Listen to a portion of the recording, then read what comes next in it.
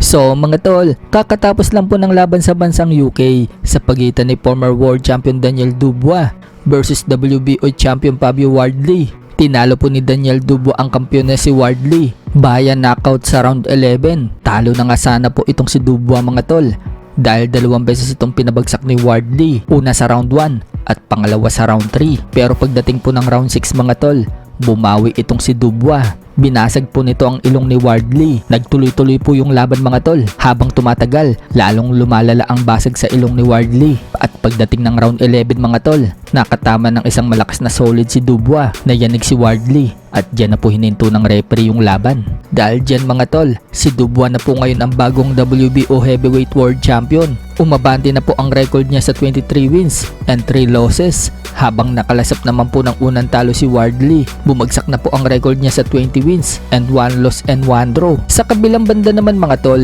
matapos po ang tatlong sunod-sunod na talo ng angas ng Cebu na si John Paul Gabonilas, kabilang na ang talo niya kay Mel Fajardo, nagbabalik nga po si Gabonilas mga tol sa ring matapos po ang 2 taon na layoff sa boxing. Sa kakatapos lang po kagabi ng laban niya sa New Cebu Coliseum, knockout po ang sinapit ng kalaban niyang si Ramel Roda. Pinabagsak po niya ito sa round 4 nang makalusot po ang uppercut niya at masundan ng mga kombinasyon.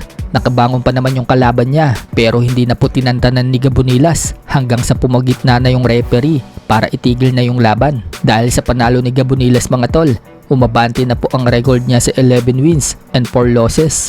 Habang yan na po ang pang-apat na talo ni Ramel Roda. Samantala, napalaban din po sa card na yan ang sparring partner ni Casimero Sabang at nanalo po si Sabang via split decision kontra dito kay Jobert Kahimat. Pero bumagsak po itong si Sabang sa late round. Ganun pa man, kumamada naman po itong si Sabang hanggang matapos yung round. Kaya lumamang po siya sa score sa 2 hurado.